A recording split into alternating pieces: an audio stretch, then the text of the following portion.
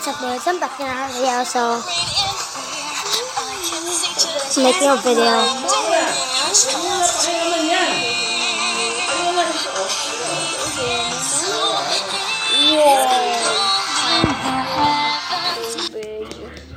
The freak! My son just went off. Give me my gun. This is the most epic one ever. Wahahaha! I can win all of the fight because of this golem. I don't want to buy anything. Oh, look at Pan. He's so funny.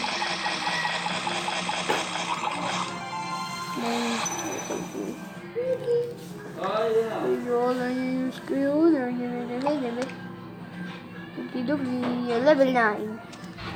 So now What game is that? White. Monster Legends. Why?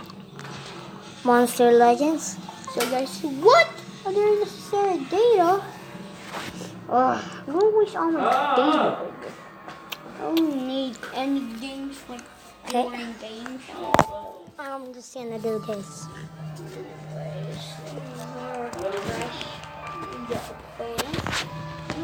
Stop it!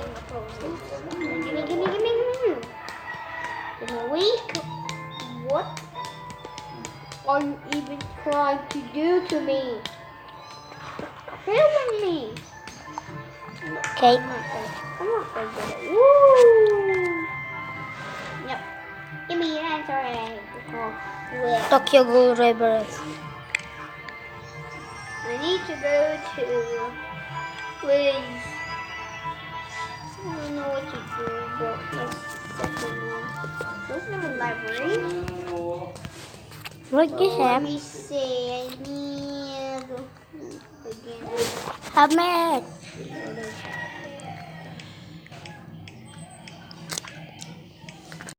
No. I only have this. No. I only have this. Yes.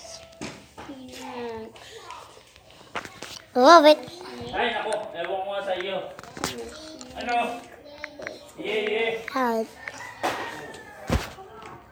Yeah, sure. I have that. Have that. Have that. Well, I need to unlock that final form. Yeah, I got the final form. Look at this. It's almost done. Maybe next. I'm punching the foot. Just punching the foot. Yay! Punching the foot. Punching the foot. Punch foot. Foot punch.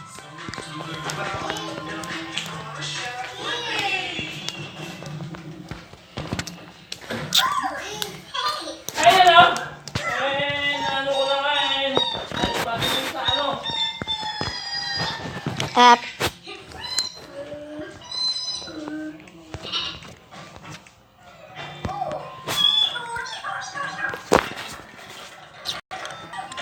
I need to download it over again.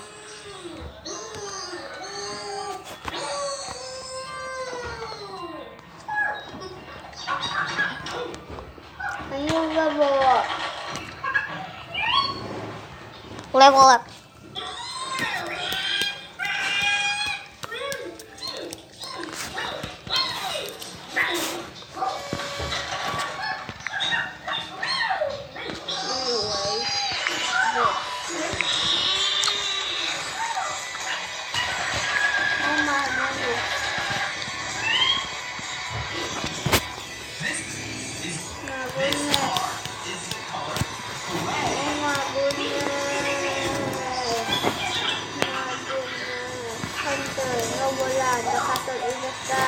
No bola, nagkakit ka. Hey. Release. Okay. Now. Delete.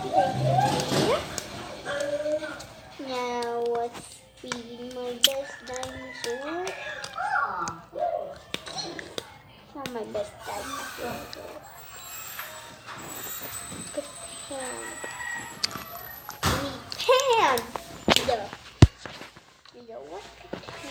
I need what? Oh, there is it. I don't know. Alright. Thank you. Finish your pop?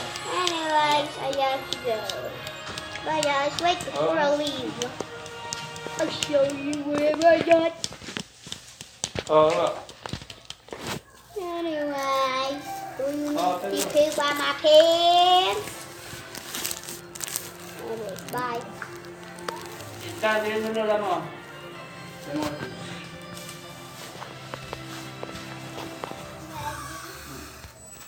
With my buttons and I got to bring it onto but this thing is not. I'll say things I do. I'll see you guys. No, I'm not gonna see you. And they arrive with over the myself. I've been I'll make some videos.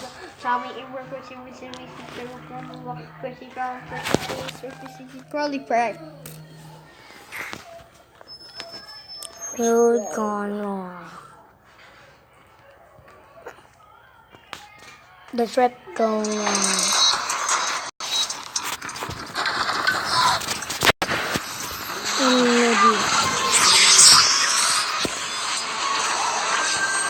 You have to actually reaction videos. All my friends in college find it funny that I can't stand coffee, even the smell of it. I never go to coffee shops or cafes where coffee is served. I avoid any coffee-related smell and make sure that none of my friends drink coffee when I'm around. My high school friends remember how I would freeze up whenever I accidentally came in contact with the smell of coffee. At least now, I don't get so paralyzed. It took me a year of therapy to overcome that total body panic by my father, and serious, but she had to spend a couple of days there. Me and my dad stayed at the hospital till late, and once we were sure she was okay, we drove home. I don't really Tingnan mo like yung saya ko, merong hospitals, but I wasn't worried for my mom at all. Tingnan mo yung saya. We were living in a suburb, and the nearest hospital was 30 minutes away. It was raining, and we were driving on an empty highway, listening to the radio and talking about my future college life. At some point, I noticed a person a couple of miles ahead standing in front of a car with the emergency lights on. He didn't have an umbrella, just standing next to the car, signaling us for help. Tingnan mo yung diba? Yun na nasaan ka. Ayun mo. We stopped. Meron yun. Hey, what happened? Asked my dad. I have no idea. It just doesn't want to start, and there's a smell of gasoline. So I figure I'd rather call the service and have them look into it. But the earliest they can make it here is in 2 hours, and I just don't feel comfortable waiting on the highway inside the car with all that gasoline smell, you know? If you could give me a lift to the nearest Denny's, I'd really appreciate it, said the guy, who looked around 30. Oh, sure, there's one 4 miles up, replied my dad. Robert was the guy's name, but he preferred to be called Rob. Wearing leather, he checked his phone, laughed, and I heard him typing something back. He got super excited after the message and explained that his best friend was coming to see him next week from another state. We were 2 miles away from Denny's when there was Dad and Rob got out of the car to see what happened. My dad came back to tell me we must have driven over something on the road and both front anybody. I saw one figure. Soon enough, I recognized Rob in talking about my hand. Maybe I looked at the. I was just sitting and watching it. Soon enough, back towards the car. I hoped it was my father. He was carrying something in his hand, something round, like a bag with a ball in it. Soon enough, I recognized Rob. I tensed up. I couldn't stop looking at the round thing in his hand. With every step he made toward the car, That round thing started to look more and more like a human head, but I wasn't sure. My heart raced like crazy, and my body froze up. I tried to lift my hand to open the door and get out, but I couldn't move at all, and my mind went blank.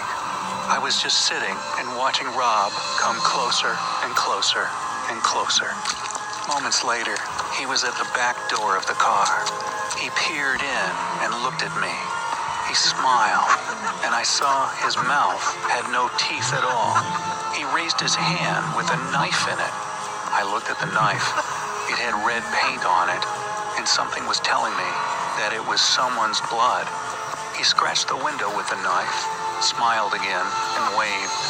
I felt feverish, sweating like never before.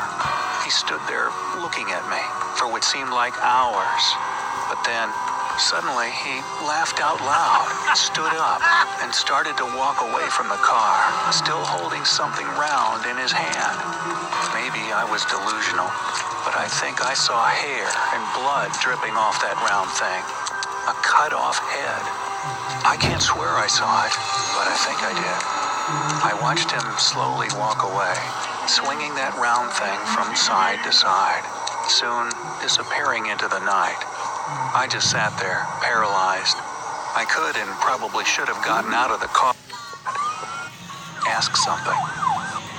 All over my body, bit by bit. And a boy was left in the car. That somebody gave them the exact location and hung up without revealing his name. They found my dad's wallet with no other fingerprints 500 meters away from the car. Nothing had been taken. They also found blood traces that disappeared some 200 or 300 meters from the car. The test, however, revealed that the blood wasn't my father's, but belonged to a 30-year-old man who disappeared in another state about a year ago. They never found Rob's car, nor my dad. The police wanted me to help them draw Rob's portrait, but the weird thing was that I could only remember his toothless smile and the smell of coffee and paint. I couldn't remember if he had hair or not. In one of my memories he did, but in the other, he was totally bald. I started to search on the internet about all these disappearances. Turned out that 4 women and men went missing the same year in neighboring states. They all disappeared during the rain, with their cars left on the highway. My dad was the 5th, and I was the first to survive. In all 5 cases, somebody anonymously called from a phone booth informing about the car accident and giving the exact location. Not a single person was found, except the blood of that man next to our car. Some speculate that Rob, or whatever his name is, escaped a psychiatric clinic where he was locked up for being a cannibal.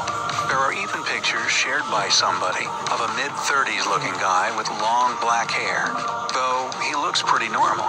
Some argue that he used to be a cop. That's why nobody can catch him. Some go even further, saying that he came from beyond, only appearing during the night when it rains. Anyway, whatever he is, my mom still refuses to give up hope of my father coming back one day. I did. I know, I saw a part of my father, and that part was in Rob's hands when he was walking away from the car. Soon after the accident, I discovered that whenever I smelled coffee, my body would automatically freeze. My heart would race like crazy, and I couldn't be capable of doing anything but sweating and being overwhelmed with this fear of the coffee and paint smell, along with Rob's toothless smile and loud laugh. I don't see him in my nightmares, just the smell of coffee and paint.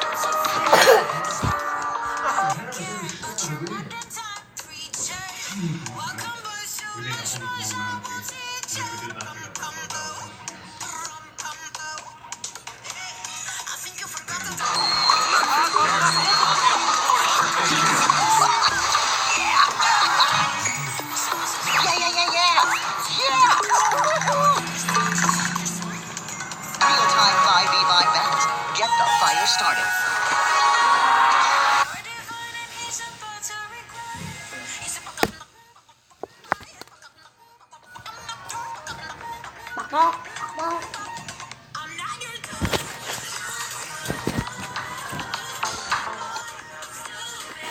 Really bad, or I just imagine things. I met a girl 4 months ago at a party. Pressured because her parents were accustomed to meeting her boyfriends. They didn't treat each one as a potential husband. Besides, they knew and respected her desire to build a decent career first. She hadn't been home for half a year and really wanted to see her family and show me the house and the area she grew up in. I didn't really mind, so we booked our tickets and flew into Virginia from Boston. Her parents lived in a tiny town, which was about 3 hours' drive from the airport. So we rented a car and drove there. On the way, we stopped at a diner for a quick coffee and some morning pie. I was chatting with Cassie when I noticed that a guy at the table behind Cassie was just staring at me. At first, I thought I was wrong, but the more I glanced over, I just knew. He wasn't eating or anything, just sitting there and looking at me. I told Cassie about him. She looked back and said she had never seen this guy before. She agreed that it was weird.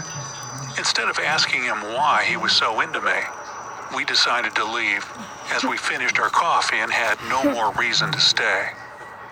When we got into the car, I looked up and saw the same guy was now standing next to the entrance glass door, still staring at me. Weird. The rest of the trip, were sitting on the maybe a bit too nice, as both of them hugged and held me in their arms. Meet me. Kitchen preparing dinner. Cassie's father, Nick, and I went back to the porch with beers. We were chatting about life in cities versus life in small towns. Her father made a comment that there was way too many weird people in cities. So naturally, I told them about the guy who was staring at me at the diner, just an hour drive from their town. We don't know him, hurriedly replied her father. I looked at him a bit surprised, not knowing what he meant, but he rushed to explain himself. I probably meant that man had some psychological problems, but I haven't heard about this particular guy. I know there is a woman who lives in our town who spends 2 hours every morning standing in front of the library saying hi to every person who comes out of the library. She's kind of famous and doesn't do any harm, so we know about her, but not about your guy. We talked a bit more. Nick was quiet for most of the conversation and way into his phone, constantly chatting with somebody. I guess that person was more interesting than me or his dad. The dinner went well, I guess. Cassie, her mom, Nick's girlfriend, and I were talking and laughing. Nick was still quiet, and Cassie's father was either spacing out or worried about something. I couldn't really tell. Her mom was nice to me, but whenever I said something to her, she wouldn't look at me. I didn't know if she didn't like me or if it was just her way. Luckily, the dinner didn't last long, and the day was over. I could retreat with Cassie into her room and talk to her. I shared my worries that her mom didn't like me. Are you serious? She loved you. She just gets awkward around younger people that she likes. They don't hang out with young people, you know. Just give it another day. She'll come around. You have nothing to worry about, replied Cassie, and went to take a shower. I still wasn't entirely convinced that her parents liked me, but decided not to be bothered. She should stop seeing me. I heard Cassie say something, so I rushed to put the phone back where it was, even as a new message popped up. Do you want a glass of wine to celebrate the successful end of the day? Said Cassie, coming out of the shower. My heart was pounding like crazy. Does he suspect anything? He saw Jack at the diner. The words were rushing through my head.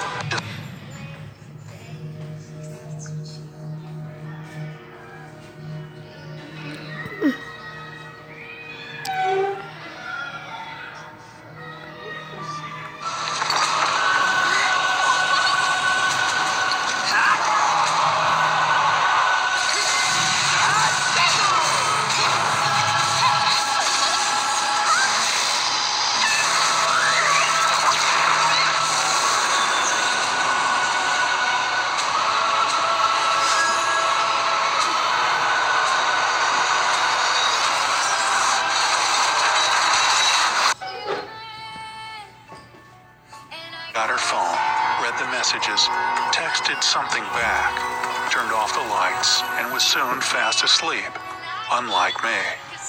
I couldn't fall asleep, wondering about those messages and that man Jack, whom her family knew but refused to admit it. Should I tell her that I saw the messages? Should I wait till we get back? An endless train. She sat on her soon after in the kitchen. First, I quietly I noticed his face. 10-minute ticket. She should disappear from my life. If she didn't, I would call the police. I don't know if there was anything suspicious, or I just freaked out for no reason. I definitely have no idea going on, and she just left.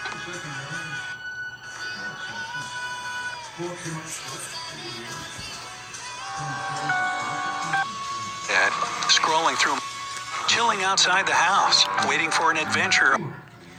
Already, so I read them first. All were from our school friends, except one added just a couple of minutes ago. It was from username Jeremy5781. The comment said, "I have an adventure for a hottie like you." Interesting, I thought, assuming that somebody from school was just messing around. I clicked on the profile of this mysterious Jeremy5781. The profile picture was of a man around his 50s or mid-40s, bald and a bit chubby. He had 10 photos, just random places around our city, like streets and bars and parks and shops, schools and parking lots, as well as the pictures of his legs and hands. He had 5 followers, even though he was following around 200. I checked the list of people he followed. Most were teens. Among them, a couple of friends from my school, including Jack. It was so weird. The photos in the account and the comment along with the profile picture that I texted Jack and told him about the comment. I said that he should just block the account, even if it is somebody from school messing with him. Still not cool. He did agree that it was creepy, a bit over the line. He blocked Jeremy5781, and I went on browsing my feed, liking and commenting random posts. The next day, nobody at school confessed to being Jeremy5781, and we didn't even talk about it, because we never really paid attention to it anyways. Just a random spam or whatever it was. We walked back home as we lived close to each other, and school was just 20 minutes away. Our parents were friends and thought that some physical activity like walking back from school was healthy and good for us. We didn't share their opinion, but couldn't really do anything about it.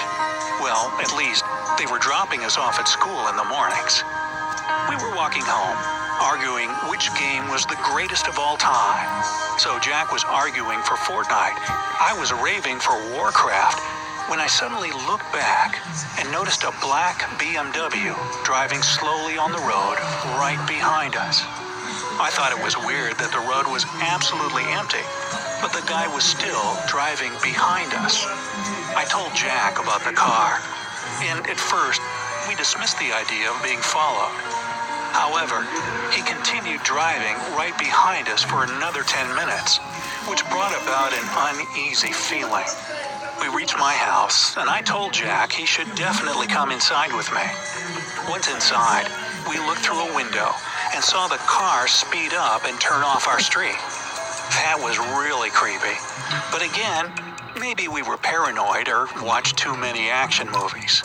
We talked about it a little, but then couldn't agree whether we were followed or not. Besides, there was no reason to follow us.